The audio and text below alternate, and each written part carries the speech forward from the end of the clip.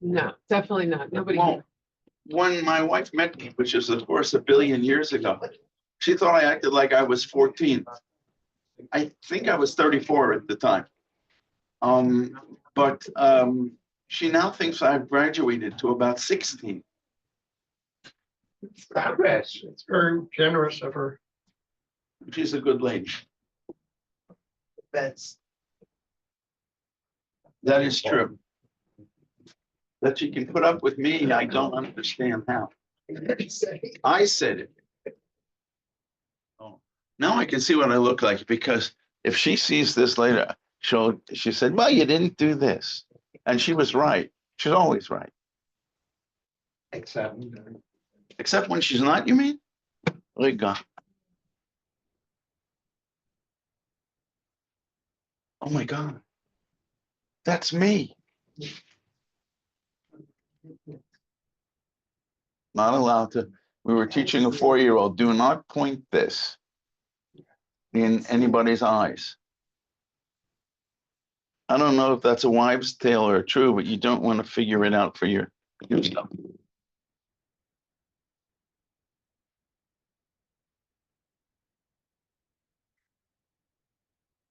Guys, I had sent out some simply notes, and they were off the top of my head. One of the things I'm sure you guys know already is that I may know something about this area, but I'm the most disorganized person that you can imagine. I mean that. I wing everything in life. I'm not capable of this sort of thing. Now, I sent out in the last week or so 2 articles that I had written. Yeah.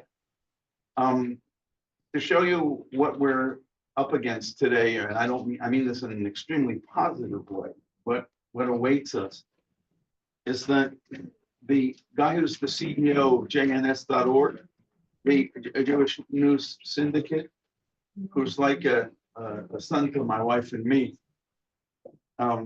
he put it through Chat GPT, which is artificial intelligence, AI. And he said,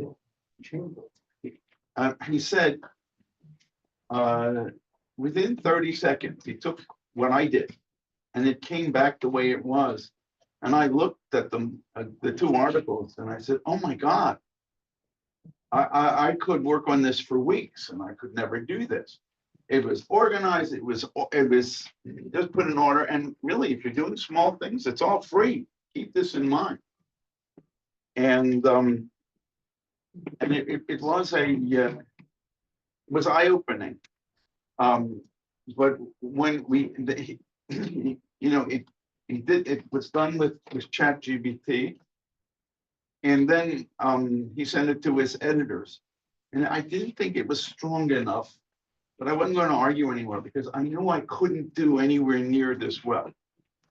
So, unfortunately, when I give lectures, I think you probably figure 2 things. I have some knowledges because I lived this life for so long. On the other hand, boy, am I disorganized. Even when I think I'm organized, I'm not. So that I ask your forgiveness. And when I send out on this little whatever form, there are a bunch of notes. I figured I want gonna the theme, if you wish, is as follows. Everything I did in the previous 3 lectures or talks, whatever they are, is how to understand the Middle East, how to understand how they think about things. And I probably hope at one point that I said, it's like a guy and a girl talking. There are 2 ways of looking at the world, the male way and the female way. And whether we have woke stuff and everything like that, the truth is, we all know that that's true. And if you want to say something to a guy, you say it one way. And if you want to say it to your wife especially, you say it another way. And we guys, as you know, women here, that after 2 sentences, we are looking for the solution. And if we say it, our wives get very upset with us. I need to vent, is the answer. And I'm not looking for you to solve whatever it is. I only bring up those two things because these are completely two different ways of looking at things. Both are necessary in the world, thank God. Hashem gave the guys one way of looking things and women another, and both are necessary, absolutely necessary. In this case here, we have the Jewish way of looking at things, or the Western way, because they're usually pretty similar. The basis of Western culture, it starts with Judaism. Ma'amad al-Sinai, that is the Ma'amad, where at Mount Sinai, the values of Mount Sinai are the values of the founding fathers of the United States.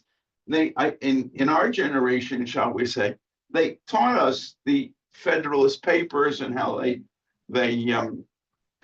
and you look, if you read the Federalist Papers, but almost no young person knows that phrase, even the Federalist Papers. You see, what do they quote? What are inalienable rights? They come from God. I mean, we're not allowed to mention that today in the public sphere. Well, thank God that's about to change. But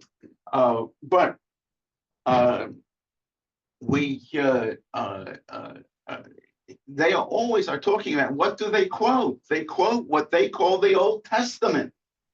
They're almost all goyim. I don't think there may be a Jew or two, if that, among who wrote among the Federalist Papers, and some even possibly with a Jewish background.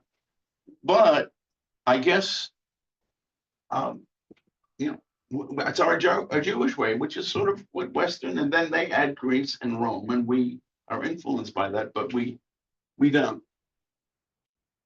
And the Muslims have a very different approach. And so that is everything I've been trying to talk about up to now, is that approach. So I'm going to bring up a few topics today. And I'm going to ask you, and just yell it out. You don't have to raise your hand. Not how we look at it, but our job here today in this room is to leave at the door. If you didn't, go out and walk back in. It is to leave your Western, your Jewish mentality behind and think like Muslims. No, does every one of the Muslims in the world think this way? No. Of course not. Does every Jew think the same way? No. We're vocal about that. In the Middle East, it's kind of dangerous to open up your mouth, because if the people in charge, and it all comes from above down, the people have an enormous sense. All of us are supposed to be educated. All Jews, all the archaeology that we're finding, for example, in Eretz Yisrael, you've got young people who clearly they're learning how to read and write. You can see how they're writing back there, the 2,500, 2,600. We're all supposed to be educated. That is unfortunately not been the case in the Muslim world. It's very basic. Anyway, first question. I'm sure I talked before about moderates and extremists, right? Muslims? Yeah. Now I ask the question that the present leader of Turkey, Erdogan, it has a G in there, it looks like Erdogan. He says there's no such thing as moderate or extreme Muslims or fundamental, whatever. Islam is Islam. So I ask you, do you think that there is a moderate Islam and an extremist Islam? And where does that question come from? How we in the West, oh, he's an extremist, he's a moderate. That makes sense to us. Is there such a thing with that? Any thoughts? Yes. Yes, what? Yes, there are moderates. Yes, there are moderates. Okay. So And definitely there are extremists. okay. You're therefore disagreeing with the leader of Turkey, Erdogan, who says there is only Islam. But he defines it his way. It's my way or the highway.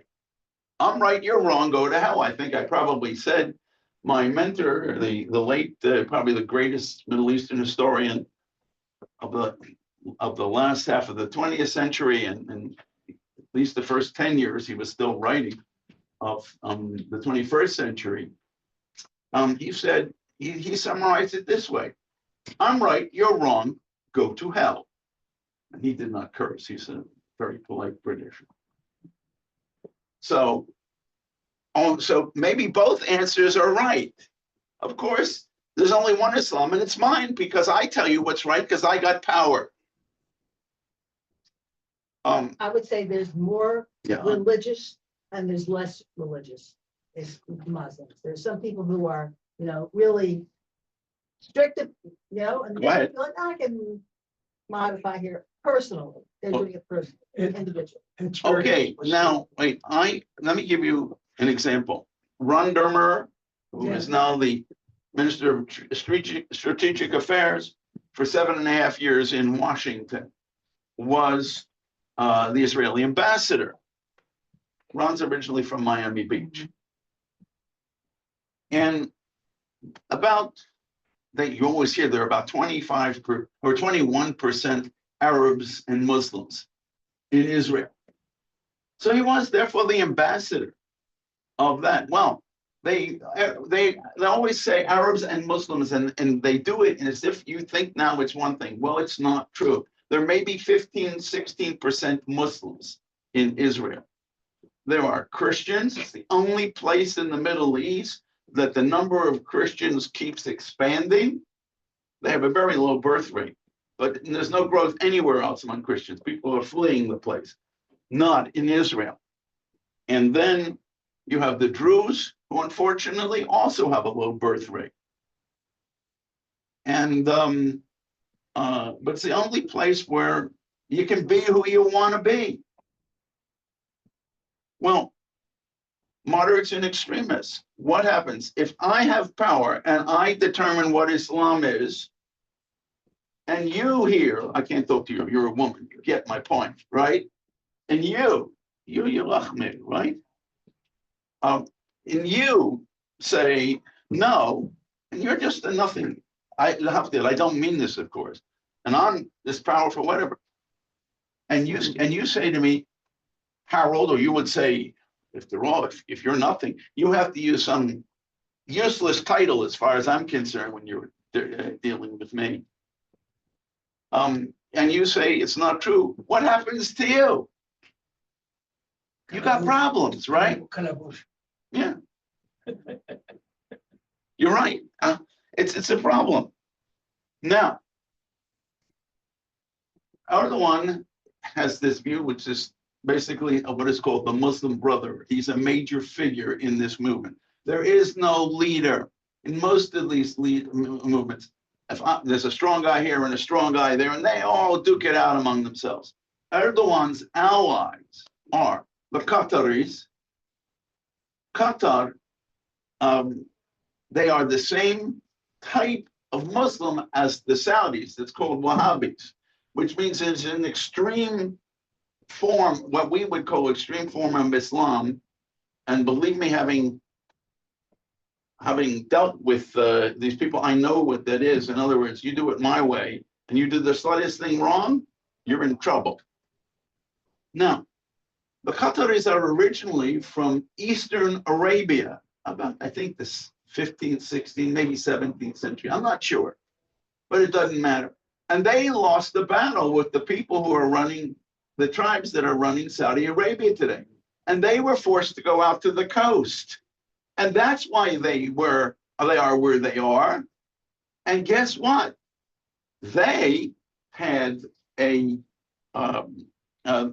Qatar didn't do anything to inherit all the gas. They have some of the largest gas supplies in the world. And so that little place has money galore. And what does it do? It spreads its form of Islam. And Erdogan in Turkey has got a lot of problems, and Qatar pays for everything. And you will see they're no friends of the West. Now, I want you guys to I'm Qatar. I have this unbelievable TV station called Al Jazeera. I'm sure most of us have heard of it. Now, it broadcasts, at least in 2 languages, Arabic, and has one of the greatest listenerships in the world, and another language called English. Well, we would therefore think, well, the English is a translation basically of the Arabic. But that's what, and I can tell you, for the 28 years that I worked in the American government, a lot of people thought that because they didn't know the holy language, which is Arabic. And all I can tell you is the vitriol that they spew forth on that channel in Arabic against the West, against the non-Muslims, against the Jews, against Israel is unbelievable. Now, what they say in English is for the whole world. So it isn't their translation. And it's much more, as we would say, moderate. And we are lulled into believing that that's what Al Jazeera is. It's not. And Qatar, how does one of the ways that you pacify America? America has an $11 billion, if that's what it's worth, a base in Qatar. And Qatar just allows them to be there and does whatever. And so the Americans, well, what is the natural attitude? Oh, we don't want to do anything which could hurt, which would our usage of the base. Now, I ask you, and I'm talking from a Middle Eastern point of view now, what did Qatar do to have all those gas, and I'm not sure it has much oil, but it certainly has one of the largest in the world for gas. What did it do to get those things? Did it use its brains? It was lucky to have lost the war with the people who are running Saudi Arabia back 200-300 years ago, which is not even history. It's real. It's today. That's how they think of it. Now, there are other Muslims who have a different view than Qatar and Erdogan. And these people are the Gulfies, the other Gulfies, the people, and that is the UAE, the United Arab Emirates, Bahrain, Saudi Arabia of today, not before this guy who is running the place. And their view is as follows, and I hope I mentioned, please keep this somewhere in your heads in analyzing things, because now you will understand the wars between the Muslims, which are much more important in the long run than the wars they have with us here in the West. Anybody ever heard the term fundamentalist Islam? Yeah. Oh, sure. Can I ask someone to describe what it is? A literal belief in the Quran. Okay, well, if the Quran is the word of God, or Allah, let's say, then if you're a Muslim, it's kind of hard not to call yourself, but to deny, if that's the Quran existed from the time of creation of the world, then it's kind of hard to deny that. So I would say even secular, whatever that means in the Middle East, even people who are, let's say, they don't pray 5 times a day. The Quran is the word of God. So they believe, someone just said before, it's, they believe that in the words of the Quran. So the Quran is, are they fundamentalists too? The word doesn't mean anything. But you will never, the people in the Gulf, that is the UAE and in Bahrain and now in Saudi Arabia, they don't talk about fundamentalist Islam. They call it extremist, radical Islam, extremist Islam. Well, why? They will never say fundamentalist. Why? Because it was, ma'am, I think you were the one who said the words of the Quran. Well, fundamentalist means you believe in the fundamentals of Islam. And they are, among other things, what you said. And they were what we will call moderate because we use these silly words which mean moderate and extremist things to the West, but mean nothing in the Middle East. Their response is, if we don't, we, meaning the UAE and Bahrain, if we if we call this their extreme Islam, fundamentalist Islam, it's like they're going back to the real thing, and we're not. That's why they won't call it fundamentalist. And was that, you want Just ask a quick to, question. sure, Ken. In this context, can you also point out a little bit the difference between Wahhabism, Sunni and Shiite? Okay, Wahhabism is from the mid 1700s, late 1700s, I'll write it, okay? Wa, double H, Wahhabism. Now, where does that come from? This, I would call in my Western view, unbelievably fanatic Islam. It's part of Sunnism. It's a branch of the Sunnis. Now, did I ever mention someone called Ibn Taymiyyah? No, Okay. It's a very important name. We're going to find out why we love anti-Semites right now. Okay. What happens is, this is a type of Islam, unbelievably, in Western terms, extreme, which took over. It's a unity between a particular tribe. It's called the Saudis, and Saud, the name of the country. You know, you put your name on a country like the Hashemite Kingdom of Jordan. That's like I'll call my house the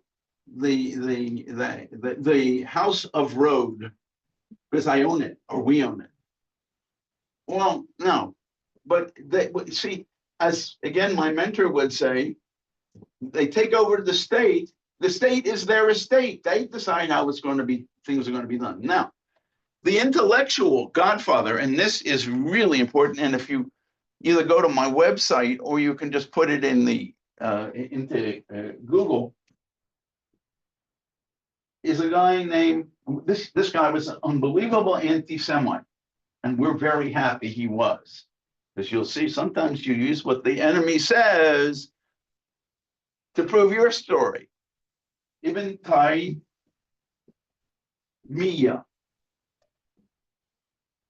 Now you sometimes with an H, sometimes with a single Y. Again, it's hard to write one language into another, like write Hanukkah in English. We know how to write it. It's always the same in Hebrew, but it comes out with a double K, a single K, a CH in the beginning. That's whenever you write one thing in another language, another script, it always comes out different. Now, Ibn Taymiyyah was a remarkable man. He lived in the late 1250s and early 1300s, long before Wahhabism, in Damascus. He is the intellectual godfather of Wahhabism. And why? And he was a vicious anti-Semite. This is all very good for us. You'll see in a moment. And he, and that's how the Wahhabis, that was the guy that they looked to for advice. Now, he was long dead, but doesn't matter. He had tons of writing, and we have them. And this is, why do I say, are we so happy with Ibn Taymiyyah? Do we like anti-Semites? Well, here's the proof. We do. He, as I said, hated Jews. He hated the Alawites, the people who were just defeated in Syria or ran away in Syria. He hated different types of Sunnis. If you weren't, it's my way or the highway. And he was unbelievably smart. Now, why is he so good for us? He said there are only 2 holy cities in Islam. What are they? Medina and Mecca. Mecca and Medina. Hey, don't we hear that there is the third most important city in Islam? We hear that among the politicians all the time. What is it? Jerusalem. Really? Well, watch this, guys. He hated the Jews. And for him, since there's only two holy cities, for Ibn Taymiyyah, is Jerusalem, can it be holy then? No. That's already a +1 for our side, right? It's not mentioned in the Quran. Of course not. Nothing. Even Mecca is only mentioned once and in passing. Mecca exists on no ancient maps of that time period. It wasn't an important place. The real capital of Islam, if you look at the description of the holy city, and it is in the Quran, it really mirrors Petra before there was an earthquake. If you ever went to Petra, the Red City, Salah Adom in Jordan, it's an unbelievable place. It's amazing. But I don't want to talk about that. I want to continue with Ibn Taymiyyah. As you know, I'm good with tangents. I mean, that's bad, obviously. Anyway, Ibn Taymiyyah hated Jerusalem. And this is what he called it. Now, remember, Hebrew and Arabic are sister languages. They're very close, and I will owe you for the rest of my life. Can't remember your name. Marty. I will owe you for the rest of my life what you did for me last week or 2 weeks ago. Sablanut and sabr. And linguistically, it's perfect. I thank you. Anyway, could anybody care to guess what this word means in Arabic? Yahudi. Jew. Oh my God, you guys know Arabic. Yahudi. Now, Arabic has what Hebrew has lost, unfortunately. Short vowels and long vowels. You pronounce them. And Yahudi. Now, the root is the word Yehuda comes from that, Judah, right? Okay. To Judaify, exactly. Now, Yehud is the plural. Arabic plurals are different, basically, from Hebrew plural. Now, this is what is called the verbal noun. Tahweed. Well, tahweed. Now you have huh. Oh, excuse me. There, I had the wrong root. It's huh, a vav, which is really a wow in Hebrew. There is no vav. We Ashkenazi Jews lost the ability to say we. It is huh, we, and the. That's the root. Tahweed is in Arabic, you can see huh, we, and the. W and U are the same vav, and the vav. It's kubut. No, it's shuruk. If in Hebrew, that you see the same root, and that means the Judaification of Tahweed al-Islam, and the al-Islam. And it's exactly the same structure as in Hebrew. It is Yehud ha-Islam. That's what Jerusalem is. The Judaification of Islam. Is that a good thing from Ibn Taymiyyah's point of view? So in other words, Jerusalem is a big zero for them. And this is the most extreme of Sunni Islam. It explains something. The Saudis, and it's not what they say, it's what they do. They talk about they have all their bloggers. No one gets on in blogs. Instructions come from up top about Jerusalem. What do they?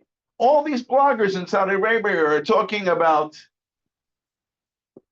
how Islam means nothing. And from a political point of view, believe me, and I'm not going to go into this, in the discussions that they have had with the Israelis, they have made it very clear that Jerusalem, they're not concerned about Jerusalem.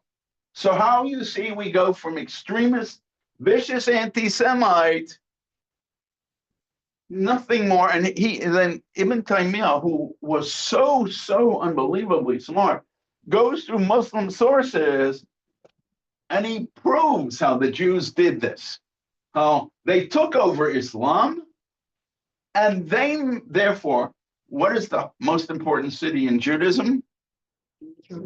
Yeah, so they made Jerusalem important. Now, from a Shiite point of view, and their big nemesis are the Sunnis, and believe me, they care more about that than destroying Israel. But can you really weigh all this politically? Watch this. Anything after their prophet died, their prophet is Muhammad and died in supposedly 631, maybe 632, maybe he never existed. There are all these, I'm on purpose just throwing ideas out. Anything else is called, we don't have a Hebrew word for bid'ah, which means innovation. If all that matters is what the prophet did and said, anything else is unacceptable. Bid'ah is a horrible thing. And if you see what they write politically and things like this, both the Shiites and the Sunnis, then Write that word down. oh, bid'ah? Mhm. Sure. Now,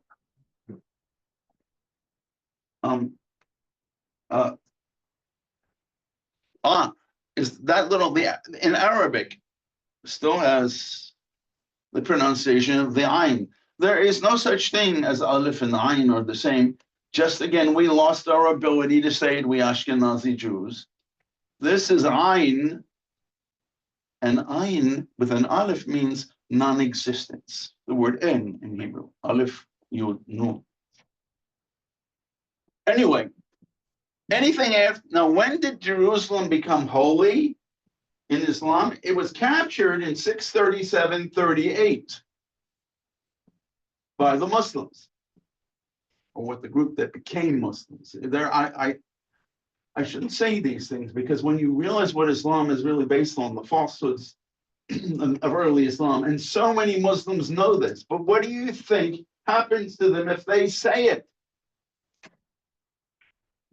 Did I tell you once that about a lecture that I was giving on a panel with a friend, a Muslim friend, who I knew many years. He was originally Algerian. And we were talking about Islam. I spoke first. And I know exactly what he thought about Islam. He got up and lambasted me. I'm in shock in front of us all. And I said to this guy, I'm afraid I'm going to mention his name because I don't want to get him killed.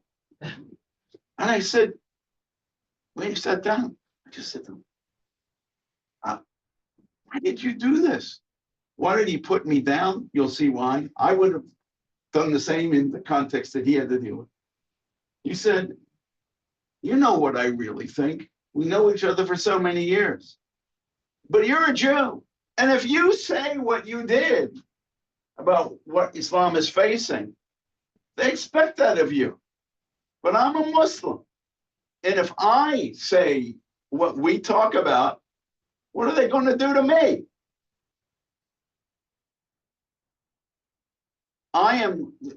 He was basically denying and questioning a lot of the things in early Islam. If you leave Islam, like you can't, remember I taught that land, once it's conquered by the Muslims, is Muslim forever? Well, I think I also said we could all convert if you'd like.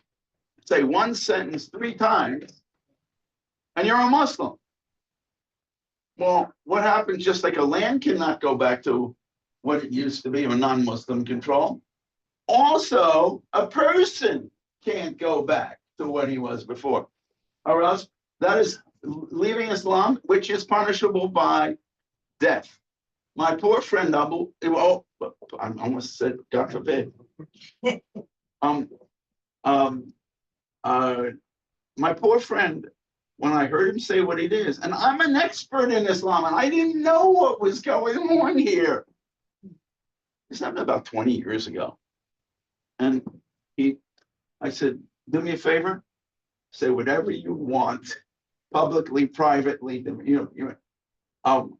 I didn't understand it from his perspective. In other words, so much of what they say in public is not what they think because they're afraid of the consequences. I hope, let me just go to a few other things, and I'll throw it out, and then somebody I know wrote me questions. Whoever, whatever, it's just, hit me with whatever. I ask, okay, we all agree from a Muslim point of view that what is Israel today, whatever borders you choose, belongs to Yeah. the Arabs, Islam. to Muslims. Yes, don't say Arabs, because that we get, it's the Muslims. Okay. And I think I said earlier that maybe about 15% of Israel are Muslims. The rest of the 6% are Christians, Druze, a few other things and all that. But by us choosing figures, Arabs and Muslims together, it looks like they're bigger than they are, which is not so smart. Now, Ron Dermer, as I mentioned, was there for 7.5 years, and I didn't complete the thought, and I'm going to now do that. He was the ambassador of the state of Israel, right? There are therefore a significant quantity of Muslims who live in Israel. Does anybody know what an iftar dinner is? So it's a celebration of the Muslim holiday. After the fast of Ramadan. After each day at night in the month of Ramadan, it's like what we call the minor fast in Judaism. In Islam, it's from sun up to sundown. Sundown, iftar means breaking a fast. So every night for that month, there is iftar dinner. So Ron Dermer had a tradition, since he is also the ambassador of the state of Israel, which includes 15% or so, 16%, whatever, Muslims, that he had to do an iftar dinner. Ron Dermer is a marvelous Jew. Now, who would come to a dinner like that? Oh, well, I was there. I frankly made up most of the list. And what type of Muslims did we try to get? Let's use ones who are prepared to get along with us. Jews? They're not Muslims, Druze. They're not Muslim? Oh my God, no. They have to deal with real problems with Sunnis. And I put it this way, where our apartment is in Jerusalem, there are 3 Arab villages in the area. And at 4 a.m, when they have to do their first prayer, they go out on their loudspeakers and they wake us all up. In Dariyatul Carmel, where it's 90% Druze village and 10% Sunni. And even though they go to the same high schools, you watch, because I've lectured for them. And you see, they don't sit together. The Sunnis are one place and the Druze, and everybody knows it. Well, the Sunnis built this unbelievably large mosque, and they started with loudspeakers. How did the Druze handle this? Oh, they handled it very well. And we're both saying the same thing. The Druze went to the Sunnis and they said, okay, you're waking us all up, and that's not a good idea. You can do whatever you want. For example, everybody has cell phones today. You can send out SMSs. or they would use WhatsApp. You'll have a WhatsApp group for the entire Sunni population. But we think it's a good idea. I'm a Druze in this case, that you don't use the loudspeaker. But we Jews in Jerusalem don't have that strength because we don't want to understand these things. We don't want to bring up things like this. The future is the future. Slowly is really probably I would say the best way to go. So who came to these iftar dinners? These are the people who know that Ron Dermer would have that I mentioned. These are the people who, at tremendous risk to themselves, would come to these dinners, because by coming to the house of the Israeli ambassador, they're recognizing Israel. You wouldn't be caught dead, or maybe you would be dead, not caught, and then dead. Do you realize what people who don't have the radical extremist view of Islam have to go through? If you say that you're an atheist, and I know Muslims who in private don't believe in God. If you say this in public, yeah, you don't need a trial. They can come and get you. Who is they? In Arabic, the phrase is nas, people. Shin is a sin, like an unnashim. Did, not did, we don't have in Hebrew. That's the word for against.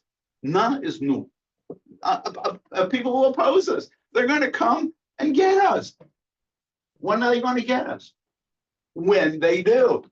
Nothing ever expires. What is the proof? Anybody heard of Salman Rushdie? Okay, he wrote the satanic verses.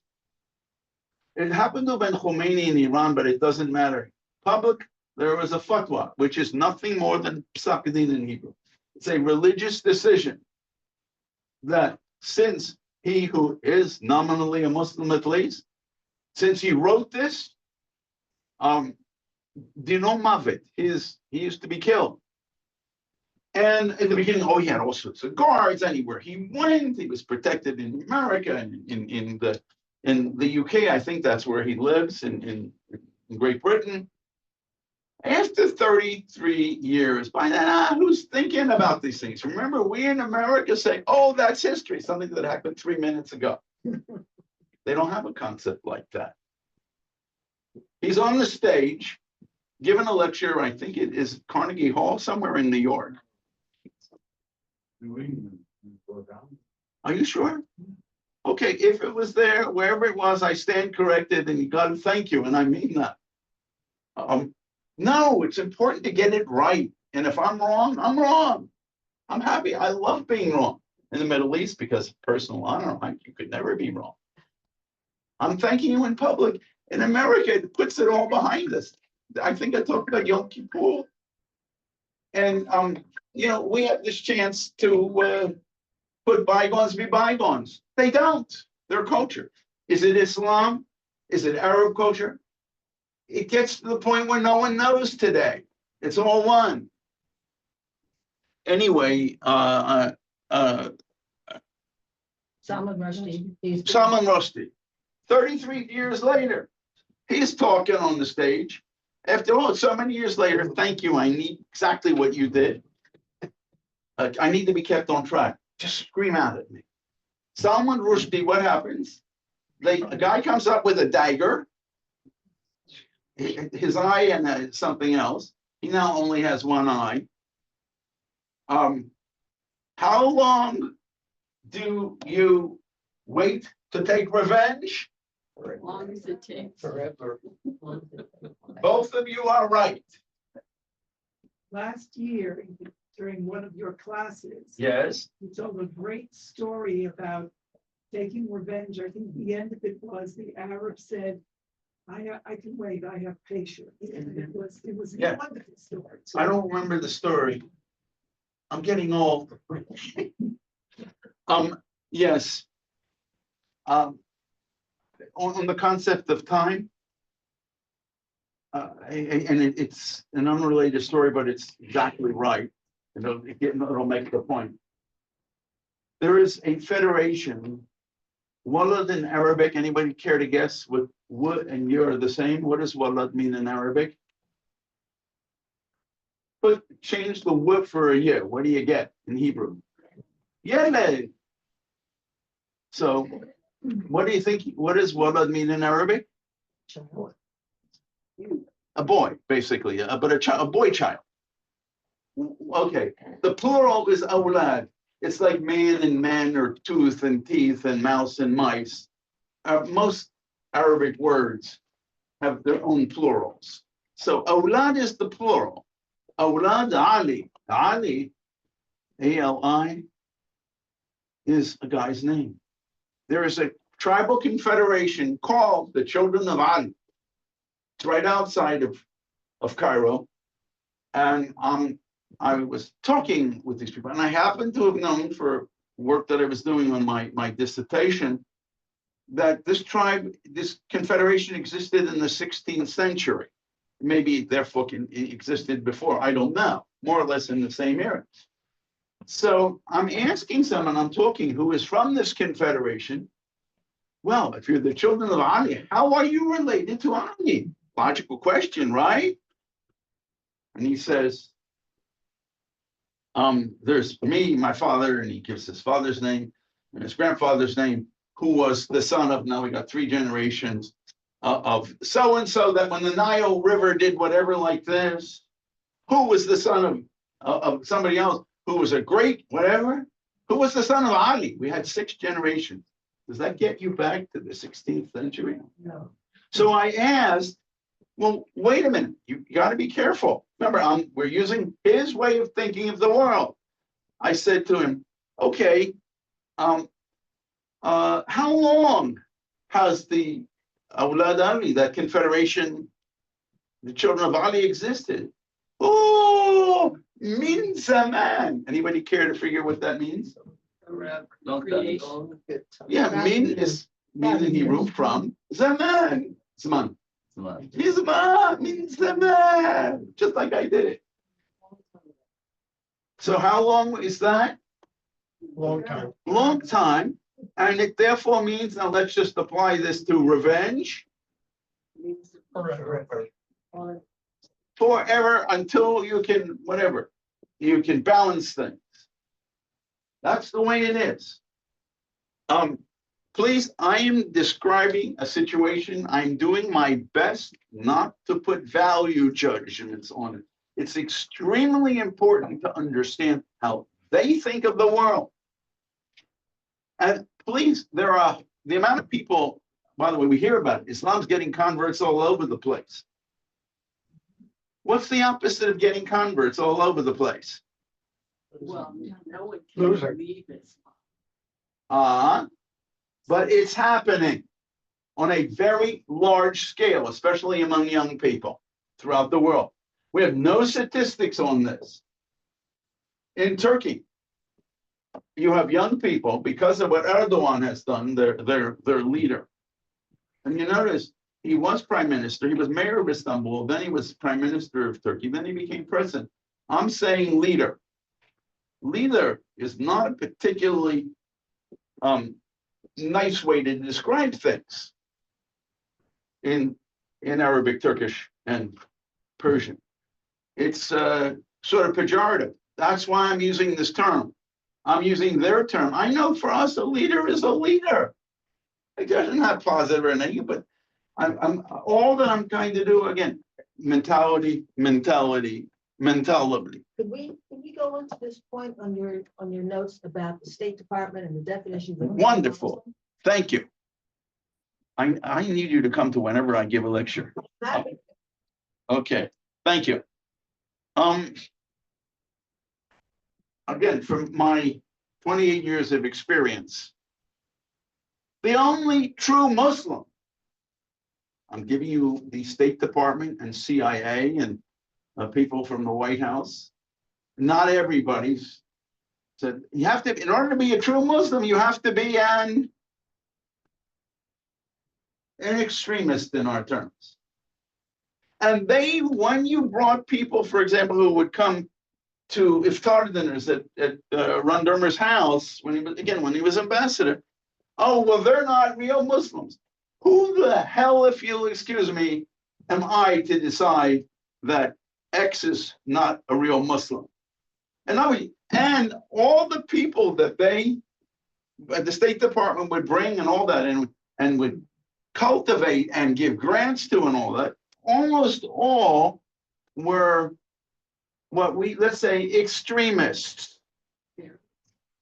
I'm not going to go there. They're extremists. Now, a moderate Muslim is by definition not a Muslim. From State Department. Now, watch this.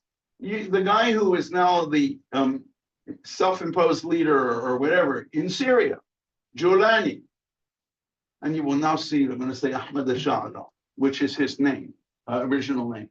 Jolani is like, oh, I'm a somebody. My nom de guerre, it's my war name or my military name.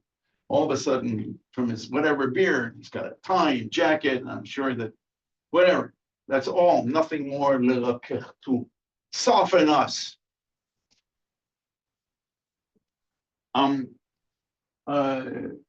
Jolani, there used to be, he ran an organization, killed a lot of Americans, head of an organization where the State Department had put on his head a $10 million bounty. I ask you guys, all of a sudden, he has been dubbed the leader of Syria. And miraculously, the State Department takes off the bounty from his head. It's not a little odd. I'm not talking about this administration or the one, God willing, will be taking over next week. I'm not talking about that. But if you are constantly, if you want to say, I need to be able to talk with people. And so, and these moderate Muslims, they're on my side, so I don't really care about you. And besides, they're therefore not real Muslims. It's interesting. They must have a chief imam in the State Department who decides who is a true Muslim and not a Muslim. And I have seen this throughout the American government. And I can only tell you from my experience, now I don't know, is it the same still today? But everything that I have seen, I haven't worked for for any government, whatever, or any organization for 15 years or so. I left in January of 2010. It's only gotten worse, believe me. The knowledge of culture, and that's the key, and that's the reason I speak here. And my boss here, Rabbi Ken back here, Ken Green, I mean, he pays me a ton of money to give these lectures. All I'm trying to do is give you a sense of what we're up against, how we, through ignorance, choose to see things in a certain way. And I want to really, I can go on forever with this. I love this culture. I love it because I'm going to quote Lenin. Lenin was not a Muslim. You do know by the way, that one of his grandparents was a Jew. Lenin, I think it was he who came up with the phrase, the moment you define something in a certain way, you limit your understanding of it, or you look at it only in that way. If you say Islam is a religion, well, you're concerned about Allah praying 5 times a day. Originally, there was a question, supposedly when Muhammad supposedly went up to get the prayers there, he was originally told 500 times a day. Well, you can imagine what else you would accomplish in life. And they said, no one's going to do this. So he comes down and they said, well, no, maybe 50. And they come down to 5. For the Shiites, it's 1, 2, and 2, meaning 3 times a day. And you know where that might come from. You combine 2 prayers, like let's call it Mincha Ma'alev L'Havdi. Anyway, it's in the State Department. It's not only the State Department. I'm being very careful because let's say a lot of rot needs to be cleaned out from the government. And Elon Musk and Vivek Ramaswamy, if I pronounce his name correctly, they got a lot of work in front of them. And from my experience, if the government were cut down by 2/3, I'm just arbitrary, 70%, 60%, I don't care. It would function so much better. Why? Because, okay, Norman mentioned in the back. You're head of the State Department, and you've decided to have someone who's going to be interested or going to deal with terrorism done by men as opposed to women. I'm head of the Pentagon for the story. And I said, wait a minute, if you have that, I need a new person to deal with your new person. And so all it is the more people you have involved in things, the more everything gets mucked up. It's like molasses. It ruins things. All these things, you don't need a new guy, Norman. I don't need a new guy. But if you're going to have one, I'm going to have one too. And in government, again, from my experience, the people who ran, let's say, offices, they had 7 people working at it mattered to them very much. Oh, I got 7 people working, not 6 for me. And remember, we used to have the old telephones, the office telephone you picked up. And his telephone numbers that he could just press buttons for, this is in the age when all of a sudden you had these like 30 buttons or whatever, were all the people that worked for him. The most interesting in the Pentagon didn't have buttons for just the people in their office. They had all over the place in the world. You press it, you get where you want to go. But you've got all these offices that I don't understand why they are doing what they are doing. And this is from my own experience, and it's much worse now, and I know that from people still in government, than it was when I left. Question. No, of course you can. So just to go back to what you were saying about according to the government, the American government, the only true Muslim is an extremist, but the American government is recognizing organizations like CARE who are presenting themselves as not extremists. So it seems like the government is actually saying the opposite. They're looking for what they would define as the moderates, but they're actually underneath that they're not moderates. Exactly. Can everybody hear? Bottom line is, the government is recognizing all these people who yesterday had long scruffy beards and whatever like this, killing God knows what, and especially American. And now they got ties and jackets and, the suits are, not the ones that I buy.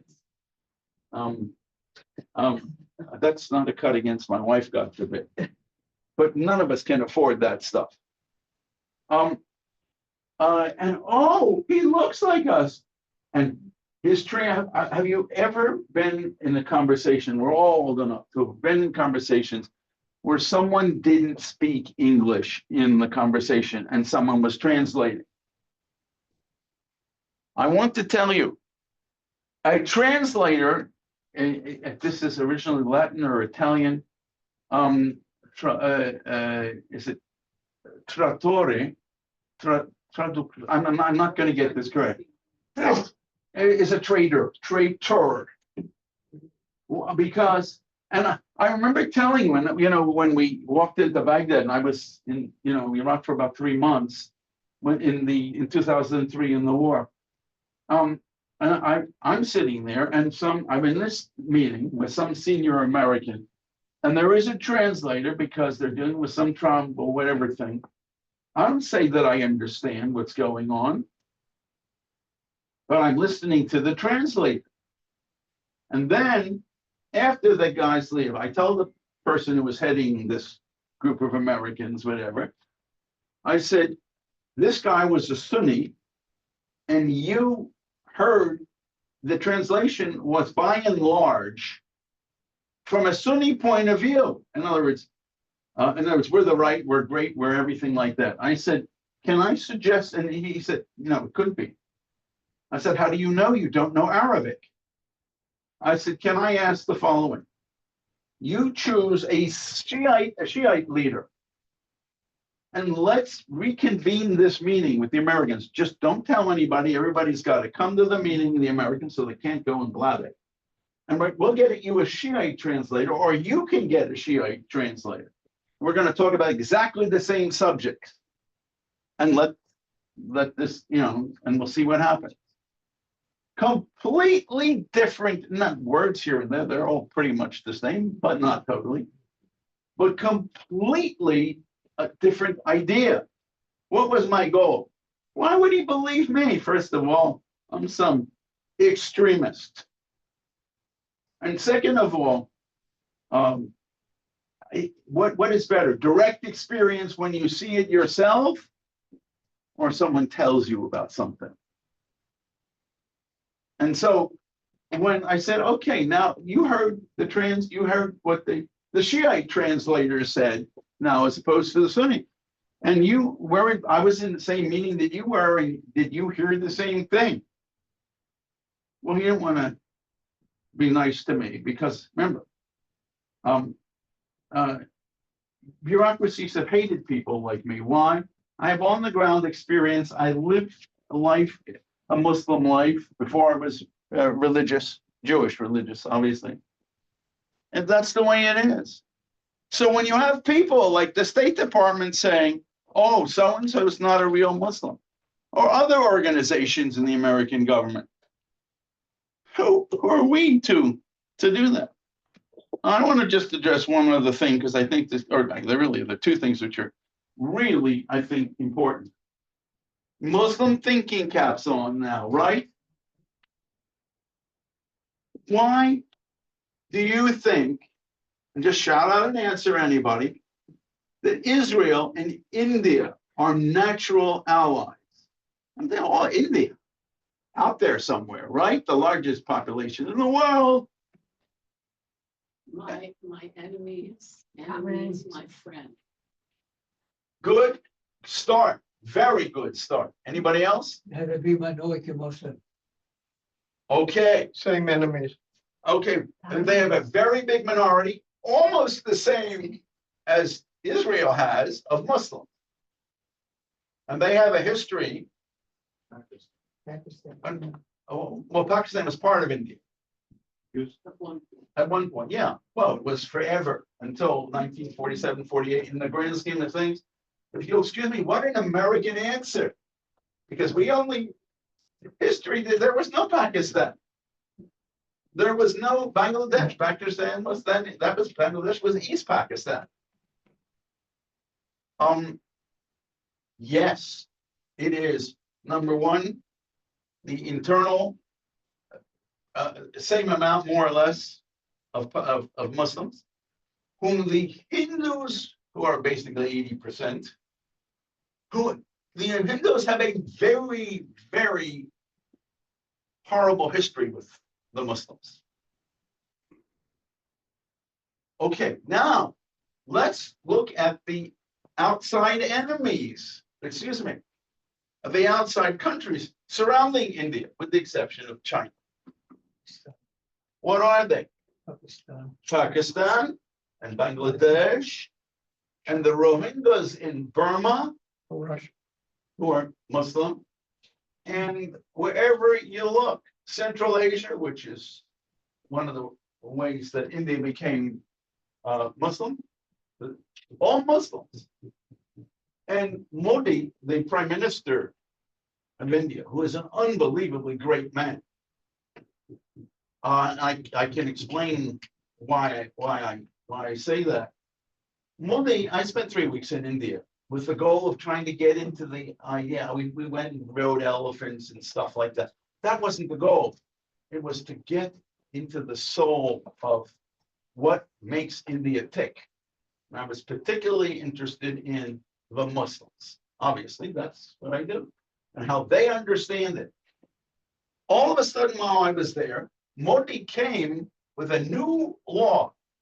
Any non-Muslim in the surrounding countries who would like to come to India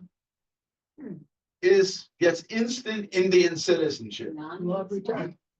Any non-Muslim living in the Muslim surrounding countries, in Pakistan, in Bangladesh, where non-Muslims, and there are Hindus, there are Christians, there are shamanists, I don't know, all sorts of different groups. Christians aren't accepted in, Really? yeah, because they just had a village that massacred the Christians.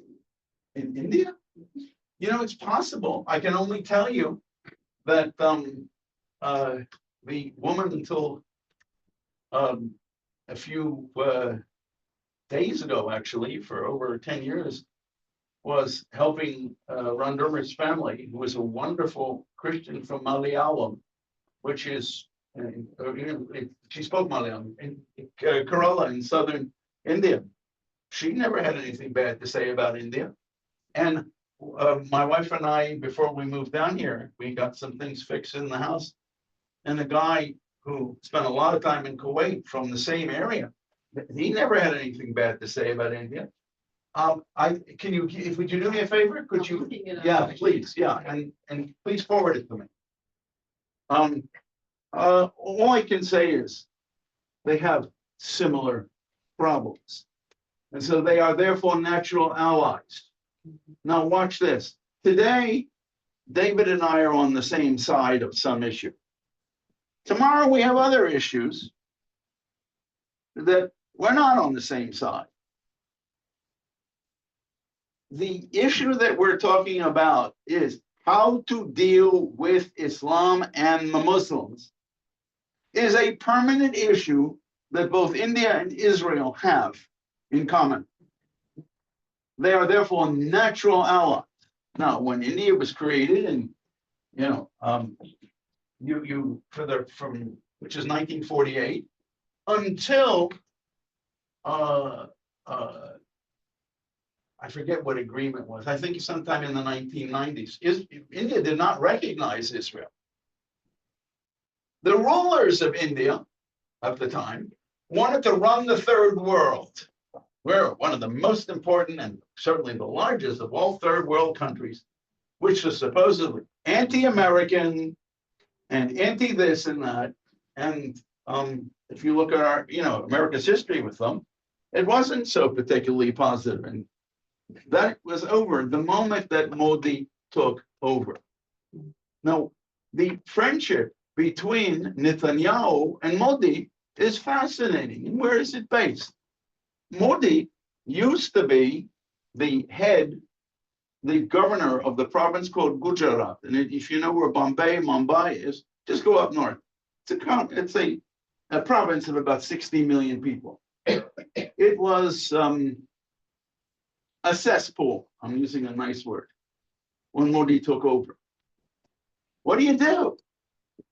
And somehow we got an idea in his head, and I don't remember the story here, that there's somebody else who's tried to take over a country and to desocialize it, to bring in capitalism, to let the brain, instead of how to deal with the bureaucracy, use it to make money, to do positive things, to increase the levels of people. Who was that man that he called and said, could you help me? His name was Benjamin Netanyahu, who was trying to get Israel out of this whole socialist muck. And Netanyahu agreed very much to help. Gujarat is not a cesspool by any stretch of the imagination today. And that's where their friendship began. And it is a personal friendship. I don't know when Modi came to visit Israel.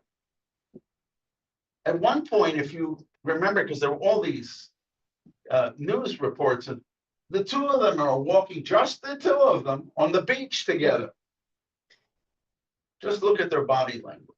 Their bodies. They understand each other. Neither wants to be anti-Muslim, but they know they must protect their countries from not Islam, but those who want to in both countries, India was once ruled by the Muslims. It was taken over. So it belongs to Is Muslim. Muslims. India was ruled by Muslims. Absolutely. You've heard of the Mughal Empire? Yeah, Mughal is actually a form of the word Mongol. They're Muslims. Taj Mahal. And if you've not been there, please go. No, they have slanted eyes, but they are not. But what happened, watch this. It was the Mongols who, remember, captured everywhere. Well, the people who were the Mongol forces in that area, and it's a whole long story of how this works in Central Asia, were Muslims. And so, that's it. So they have the same sort of history that Israel has had to deal with, at least since the late 1800s, in what is Israel today. The area, it's like, how Islam doesn't want us here. They believe it's theirs. And I beg you again, go to the Taj Mahal. Most of these places, they look really good in pictures. And they don't look up close because you can see all sorts of imperfections. Taj Mahal is awesome.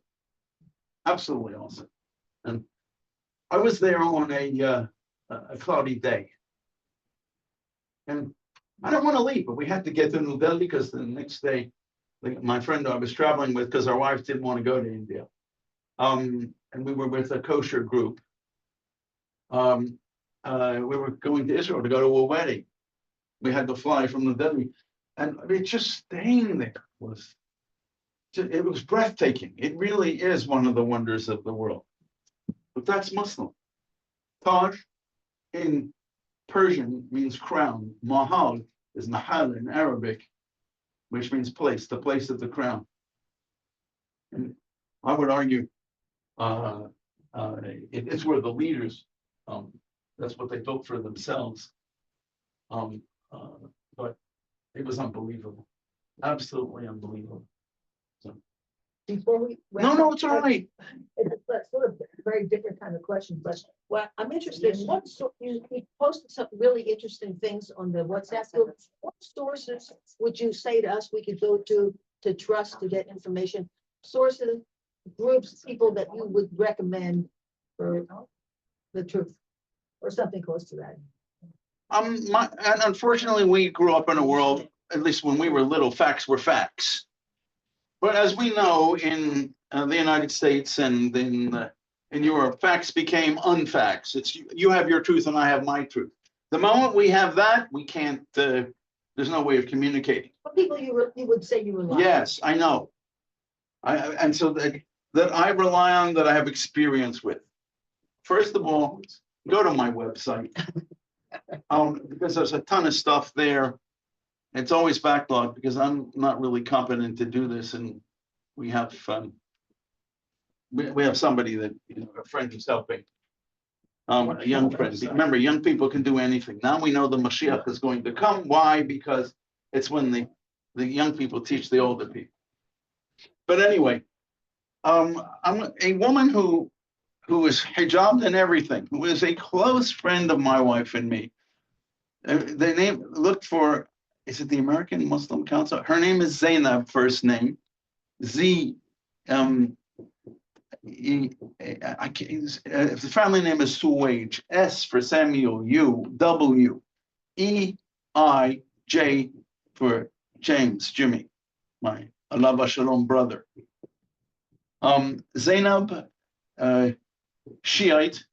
Don't think of Shiite as the extremist form of Islam. It's a different form of Islam. I think I probably said at one point, the difference between Shiites and Sunnis, they're, for me, almost different religions. How about Sufi? We hear a Sufi, and I'll never forget when this guy who runs a Sufi order in basically from Lebanon and Syria, he calls my mentor, who it was at my house at the time, the mentor was, and he's singing happy birthday. There are many Sufis. Sufi is like Kabbalah. but it's not Kabbalah, it's Sufism. It's a Muslim type of, and you have whirling dervishes and all that, and come everybody together and let's dance and have a good time.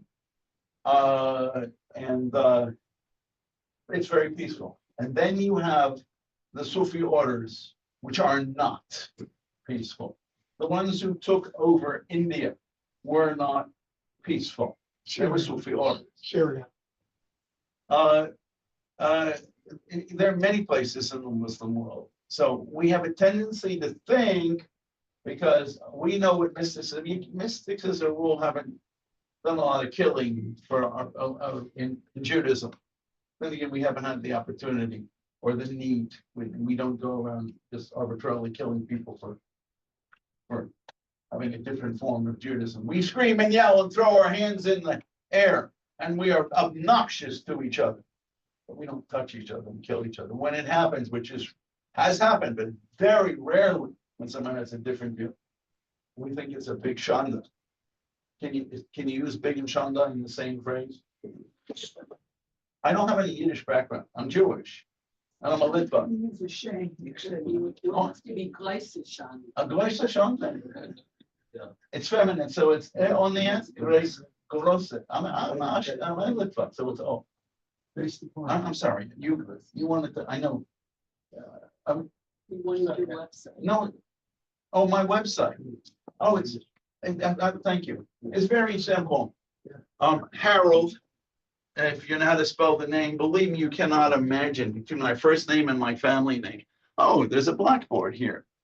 Here I am. I'm going to erase Ibn Taymiyyah, but do you see how we went to a vicious anti-Semite and how great he is for us? It's sort of easy.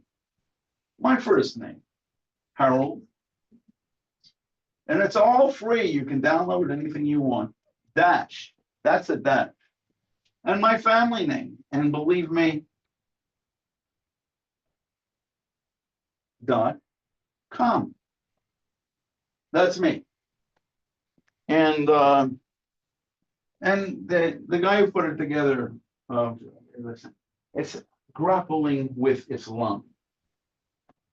How do we deal with it? That's the story of my life. How do we deal with Islam? Why did I do this?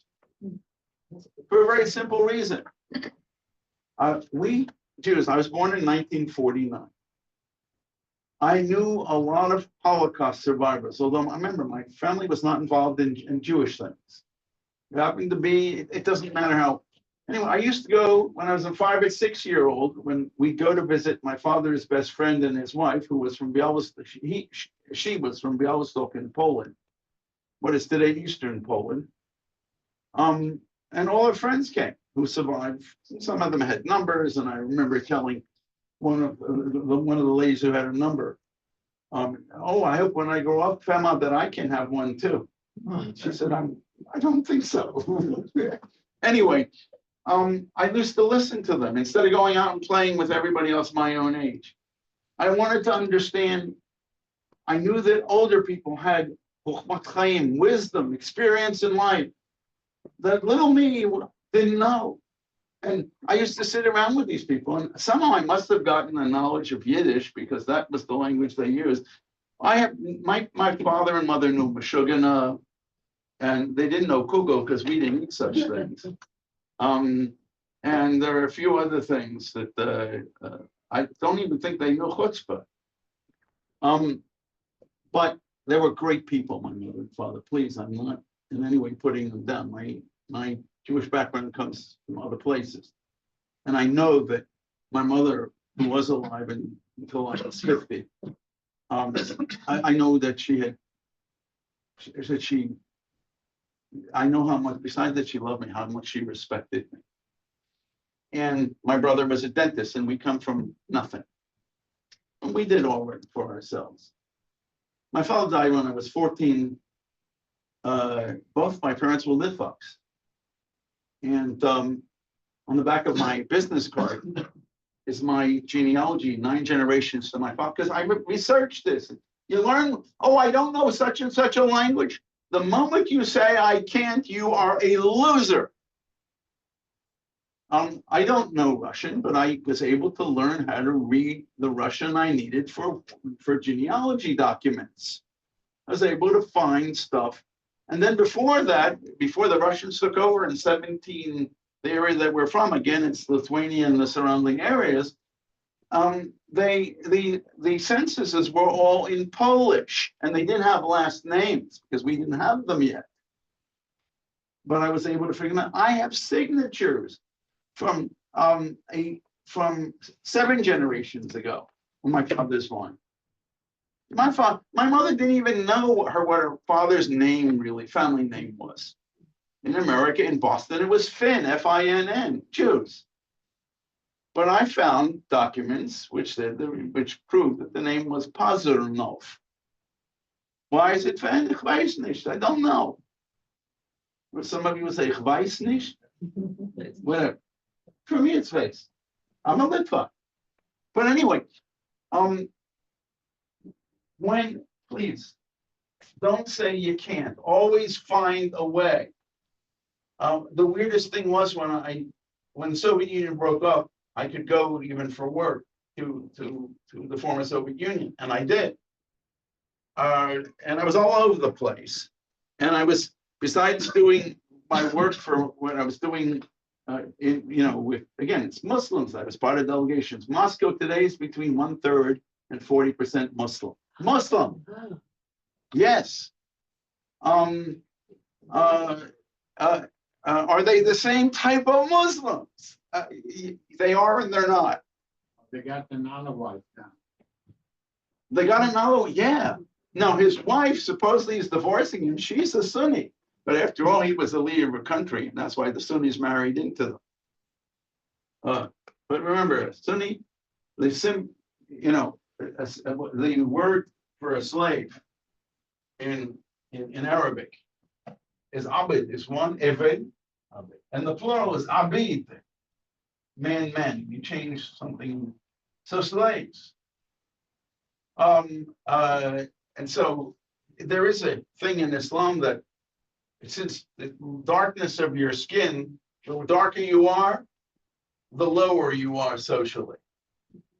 There is somewhere, and my mentor is the one who pointed this out to me, and he's dead about 5-6 years, but very much alive in so many of our minds who we're fortunate enough to know him. Again, the name is Bernard Lewis. And I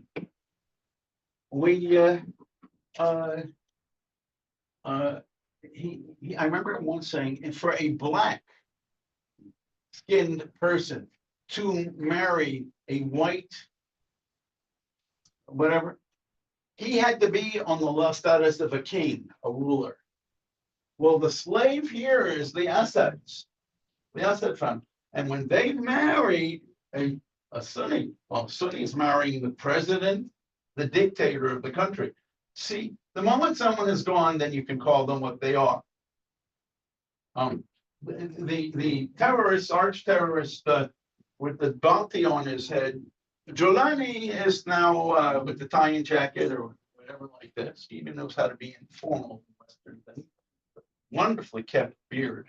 The same, yeah, the two of them are doing quite fine together. A lot of communication between them. But, we have to find rationals. Why are they talking with the Taliban? The one that thank God, soon to be running this country, left between 65 and 85 billion dollars of equipment when we fled.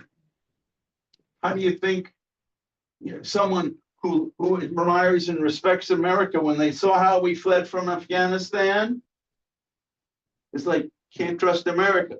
But the guy who is about to take over, you think they can trust him?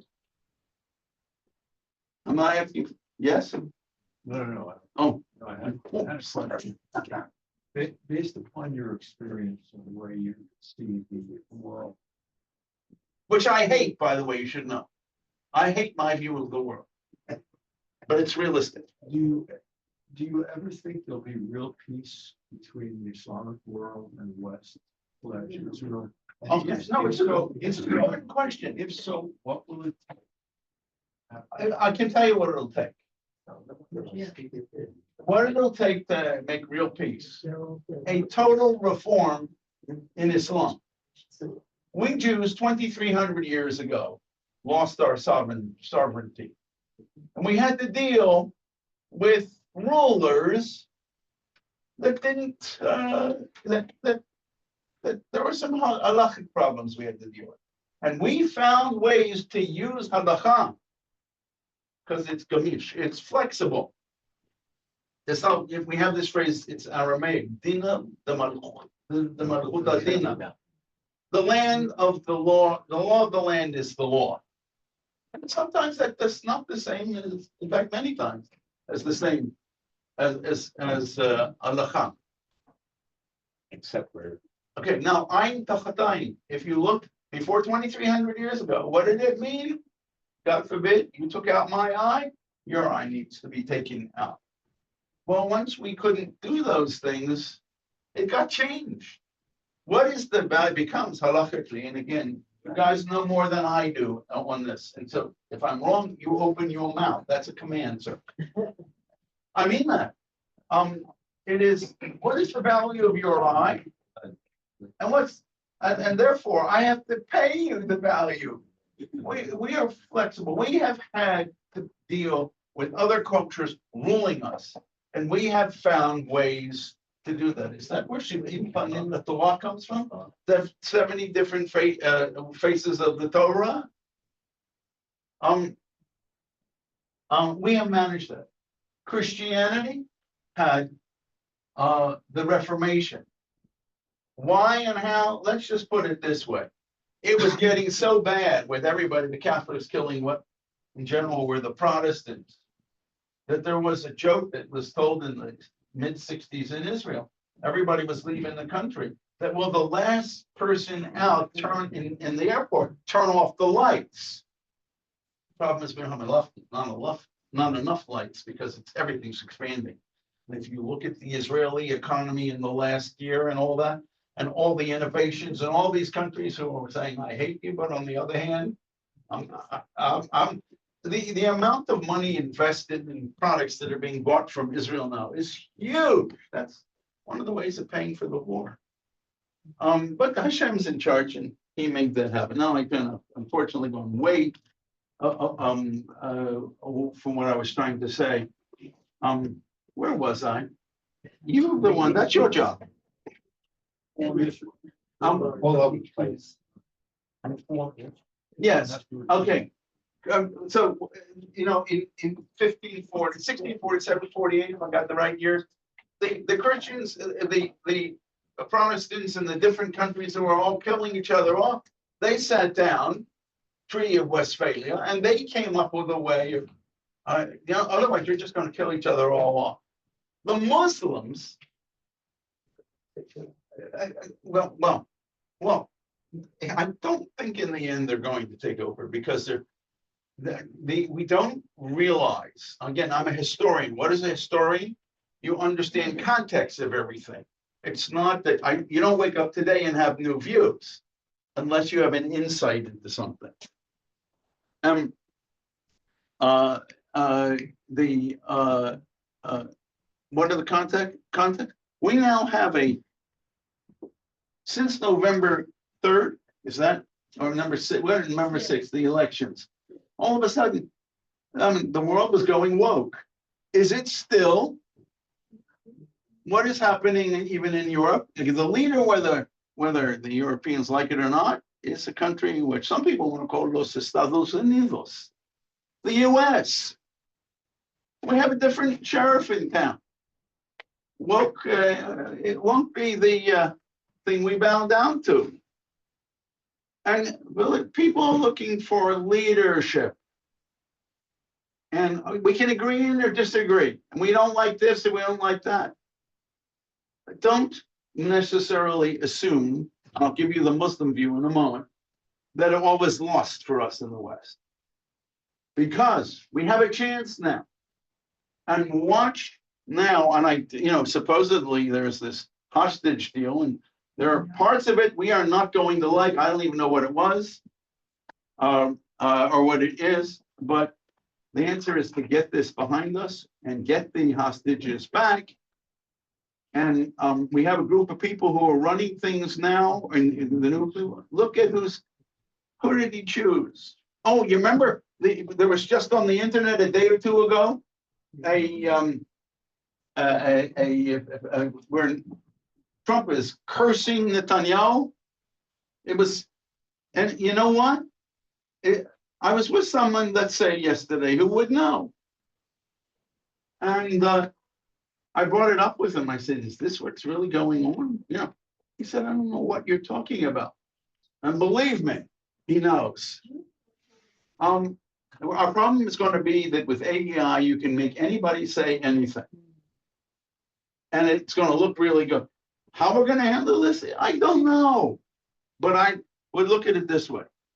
The Muslims have a problem, and that is that I can't live in this world with the old views that what Islam is all about.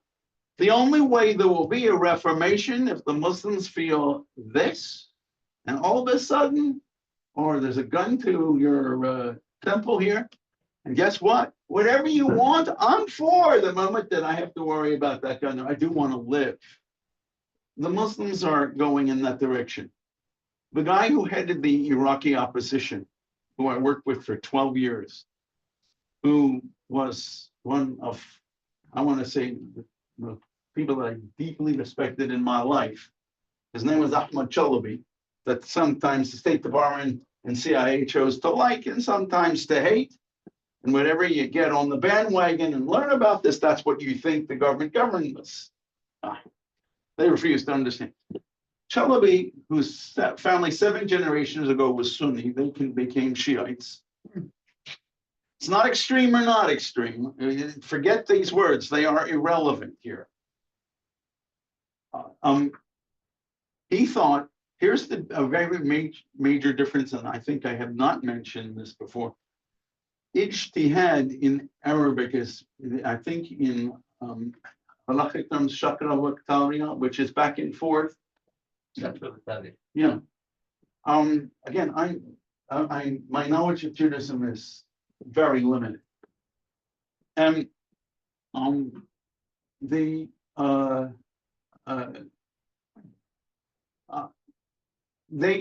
only way, yes, in Sunnism, which is the supposedly 87-88% of the Muslim world, the gates of independent reasoning in the back and forth discussion are closed. It was done for political reasons about 1,000 years ago. For political reasons, I'm not going to go into it. And the Shiites, the concept of this ijtihad, shakla and talia, the back and forth, never was closed. One ijtihad, it comes from the same word as jihad, means effort, extreme effort. This is intellectual. Ijtihad, and a person, one of the titles of Grand Ayatollah is, which is only Shiites have this sort of, is mujtahid, one who performs ijtihad. It's like the distance, same word, same root, same whatever. Ijtihad, mujtahid is one who performs shakla and talia. Shiites have back and forth. They could find ways more easily to deal with the world. And Ahmad Chalabi, that I mentioned before, a Shiite who knew all these grand ayatollahs, he said, if Islam can be saved in the 21st century, it's only through ijtihad, this idea of back and forth, of discussing, bringing everybody into the system. You can disagree. And the question is, otherwise, Islam is doomed. It's not mine. And this guy, was he religious? It doesn't matter how religious. He didn't eat pork. I remember he flew into Washington when my mother died to be there for the Shiva. I mean, we have wonderful people in this world. And he brought with him Altoid mints from England. That's where he was able. I said, Ahmad, look on there. It has gelatin. it's not a kosher thing. Altoids. Look at it, there's no kosher sign, which he knew. And the moment I said, do you know where this is from England? Do you know what the gelatin is from? Last time he had pulled it right out of his mouth. Here was a Shiite Muslim. Again, maybe he wrote his PhD in mathematics in about 6 weeks. University of Chicago was his PhD. The rest of his education is MIT. I mean, unbelievable. Please, we're not against Muslims. We're against Islam as it is today and before its Reformation. Ahmed saw himself, he never called himself a religious leader. He said, but it's only with the back and forth, the re-examination of our sources, can Islam survive. He saw the grand ayatollahs of Iran and the Iranian Revolution as the destruction of Shiism. State Department kept saying, and the CIA, oh, that he's a spy for Iran. It's the wrong way of looking at things. Did he have to deal with those leaders? You know, if I've got some idiot living next door to me who's doing dumb things from my point of view, I got to deal with it somehow. He had to deal with this. When you see there are so many people like him who know they need a reformation in Islam. I have worked during, I cannot tell you the amount of times that I have spent. I've got to simply be careful because I don't want anybody killed with names of people that you would recognize, leaders in the Muslim world, on trying to get together. This is a really crazy, fanciful thing that we in the West, with your involvement, take over all these countries in the Gulf that have oil, all this money. And the money is not going to be used. We don't take over it. We don't want the money. What we want is that the money of this goes into a fund that will make a conference of Muslims throughout the Muslim world who understand they got to get along with the outside world and are prepared to reform it. Let's call it in modern Sanhedrin. They're in the year 1400 or something. Something like that. They all get together, and the money is used for this type of Islam. The type of Islam is we're not going to go outside the sources. We're going to eye for an eye, tooth for a tooth. We're going to find new ways of understanding it. We did it 23 years ago. The Christians did it in it's 1500s or 1600s, whatever it was. Guys, it's already 11:36. This was over at 11, right? Right. This is never over. You got it. It's the way life is. Anyway, thank you all. I hope you found this interesting. We'll keep the WhatsApp group alive if you want. We can destroy it. But if anybody wants to ask questions, if somebody and Rabbi Ken, if people come to you, because not me, and I'm happy to do, even informally, I'm happy to group together and talk. Our goal is one, first to save the Jewish people. Second of all, the United States of America, which is the beacon of light for the entire world, and help the Muslims reform. I represent Ohio's. And they are always seen as different, as not acceptable to the Pakistani Muslims. I get it. I represented them around the country, and David, you and I, we see each other every day, so let us know. When you were here first. First of all, thank you very much. I mean it, because I have friends who come to lectures and that I give, and they say, well, all of a sudden it goes, Harold means to say, it's wonderful. All right, well, that's good. So first of all, it's been fascinating. I enjoyed it very much. Second of all, I sent you a bunch of questions. personal message or PM to you or whatever. And third of all, would you come for a Shabbos meal? Is that something you do? Very rarely do we do it, Okay. but, where are you? I don't know.